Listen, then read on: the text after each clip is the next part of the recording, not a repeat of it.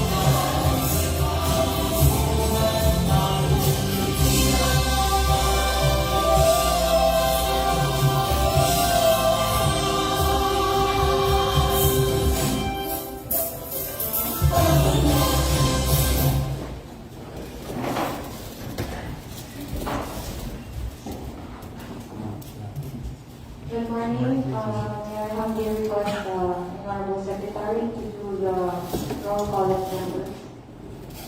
Good morning, Honorable Presiding Officer. Good morning, Honorable Councilors, SP Secretariat, Councilor staff, and we also have with us from the DMO, we have Attorney Dan Canan. Honorable Gerard G. Almendez. Present. Honorable Ramon M. Urano-Lipi. Honorable Roland F. Perez. Present. Honorable Jaime Thomas M. Duterte III. Present. Honorable Jose Calvin B. Duanes. Present. Honorable Mary Lee Angeli H. Dilicano. Present. Honorable Don Pedro G. Arias. Present. Honorable Jose Feliz Birubi Jr. Present. Honorable Adamo T. Robles. Present. Honorable Josita C. Banza. Present. Honorable Paulino L. Vizcaino. Present. And Honorable Mel Stephen E. Batuta. Present. Honorable Presiding Officer, there are 11 members present on the floor in today's 27th regular session. We have a quorum. Noted, and thank you, Honorable Secretary. With there being a quorum, the body may now proceed. Next item is the reading and approval of the minutes of the previous session. The floor leader is recommended. Thank you and good morning, Honorable Presiding Officer. Good morning to the members of this August body. Considering that the members are given the copy of the previous minutes, Honorable Presiding Officer, I move for the dispensation of the reading of the minutes and to consider the same as approved. There being a motion for its approval and for its inclusion in the minutes of today's session, and it is duly seconded. Any objection? Hearing none, motion is approved. For the next item, under privilege R, we have no item under this, and as well as for the question R. For under first reading and referrals, for ordinances, none. For resolutions, can we request our Honorable Secretary to please read the titles of the resolutions to be referred to the appropriate committee or for further action?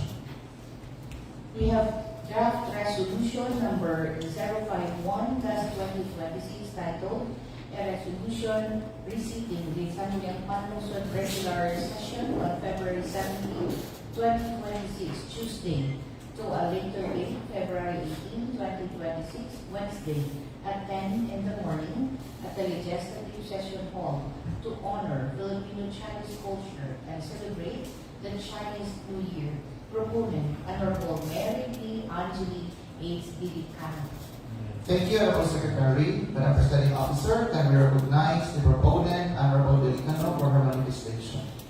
Honorable Delicano, you are recognized.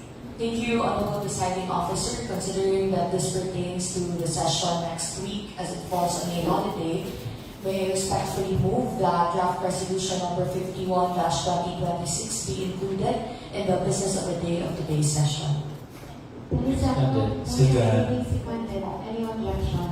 Hearing none, motion is approved. Next item, Honorable Secretary. We have draft resolution number 052-2026 titled a resolution requesting the provincial government through Honorable Governor Pamela S. Maricuatro for financial assistance for the rehabilitation of riverbank protection when road contribute at Dinapot to Awihao, Barangay Dinapot, Danao City, Cebu, in the amount of 100 million pesos. Proponent, Honorable Ramon M. Durano-Lafi. Thank you, Honorable Secretary. Madam Presiding Officer, in the absence of the proponent, can we recognize the Honorable Adamo T. Roble for his manifestation? Honorable Roble, you are recognized. Thank you, Madam Chair. I therefore move that draft resolution number 052-2026, a resolution requesting the provincial government through Governor Pamela Maricuatro for financial assistance in the amount of 100 million pesos intended for riverbank protection with road mobility at Dinapot Bridge to Kawihao, Linacot, City. I move that this draft resolution be included in the business of the day for possible approval. Any second to the Second motion? motion. Motion duly seconded. Any objection? Hearing none, motion is approved. Next item, Honorable Secretary. Draft Resolution Number 053-2026 titled, a resolution requesting the provincial government through Honorable Governor Pamela Esparito for financial assistance for the construction of barangay road with slope protection at City of Mangay, Barangay Dinapol, Danao City, Cebu, in the amount of 100 million pesos. Proponent, Honorable Ramon M. Durando Field. Thank you. Thank you, Honorable Secretary. Again, Madam Presiding Officer can recognize Honorable Alan T. Roble for his manifestation. Honorable Roble, you are recognized. Thank you, Honorable Presiding Officer. Once again, I would like to move that draft resolution number 053-2026 be included for the business of the day for possible approval. Second motion. Motion duly seconded. Any objection? Hearing none, motion is approved. Next item, Honorable Secretary.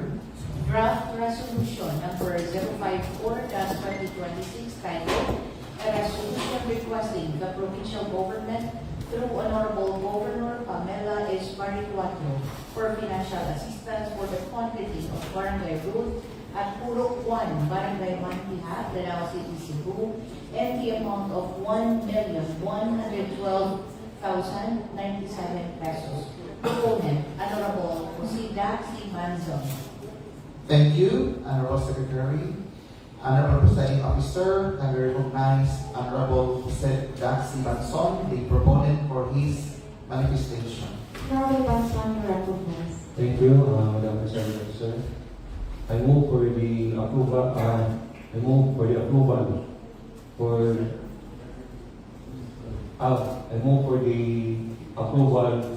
Draft resolution number 054-2056 be included in the minutes of the decision.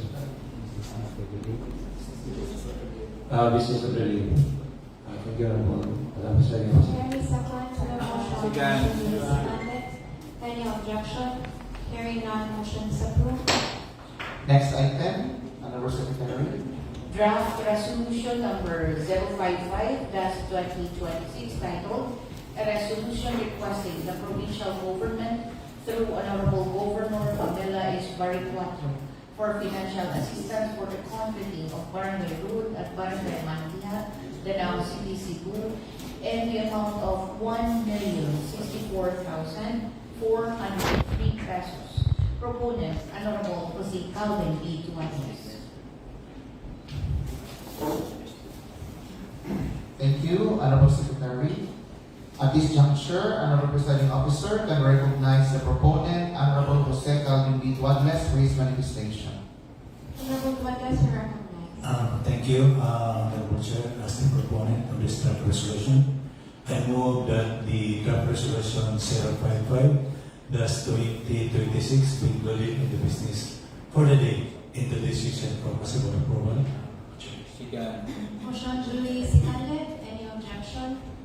Hearing none, motion is approved. Next item, Honorable Secretary. Draft Resolution Number 056-2026 titled, a resolution requesting the provincial government through Honorable Governor Pamela Esparito for financial assistance for the construction of concrete pavement, box culvert, and grouted riprap with concrete barrier at Barangay Tuburan Sur, Danao City, Cebu, in the amount of 4 million pesos. Proponent, Honorable Jaime Thomas and Duterte III. Thank you. Honorable Presiding Officer can recognize the proponent, Honorable Jaime Tamas and Duterte III, for his manifestation. Honorable Duterte, you are recognized. Thank you, Honorable Presiding Officer. I move that draft resolution number 056-2026 be included in the business for the day, today's regular session for possible approval. Second. Motion duly seconded. Any objection to the motion? Hearing none, motion is approved. Next item, Honorable Secretary. Draft Resolution Number 057-2026 titled, "A Resolution Requesting the Provincial Government through Honorable Governor Pamela S. Baricuatro for financial assistance for the concreting of Barangay Road at 403, Barangay Manlayan, Danao City, Cebu, and the amount of 1,379,418 pesos. Proponent, Honorable Jose Thaddeus Bilogdi Jr. Thank you. Honorable Presiding Officer, can recognize Honorable Jose Thaddeus Bilogdi Jr. for his manifestation for that matter. Honorable Robert, you recognize. Honorable Chair, I would like to move for the inclusion of this draft resolution number 057/2026, a resolution requesting the provincial government through the Honorable Pamela Baricuatro for financial assistance for the completing of Barangay Road at Purok Tres, Barangay Manlayan, Danao City, in the amount of 1,379,418 pesos.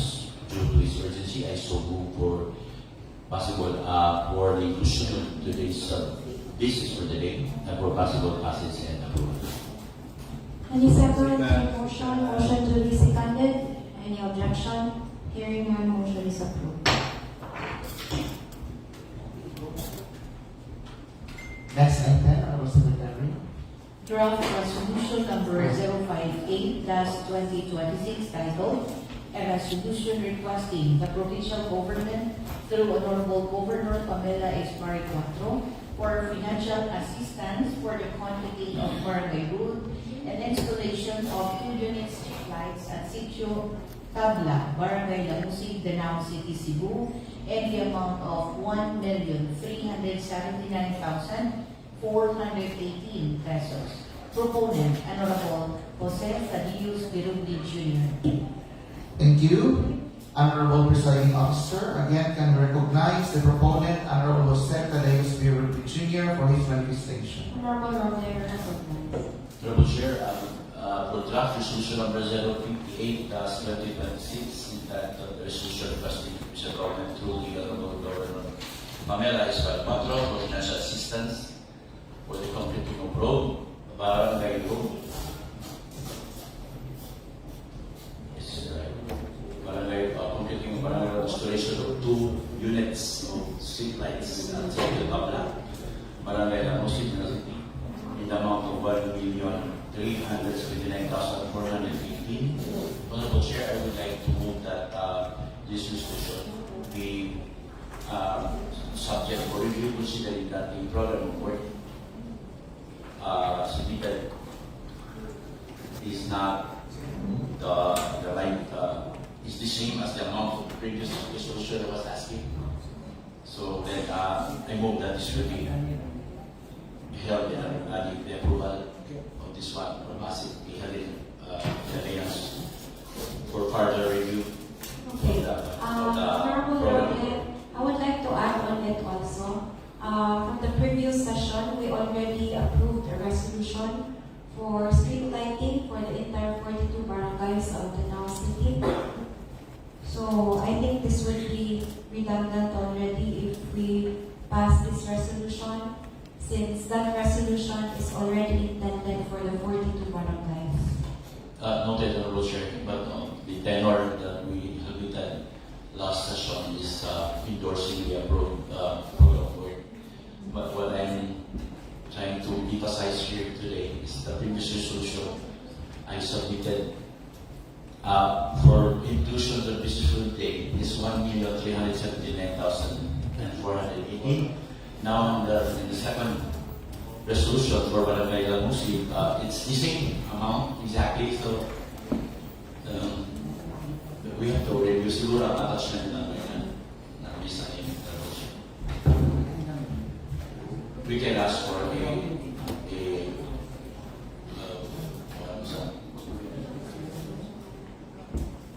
suspension of the rules.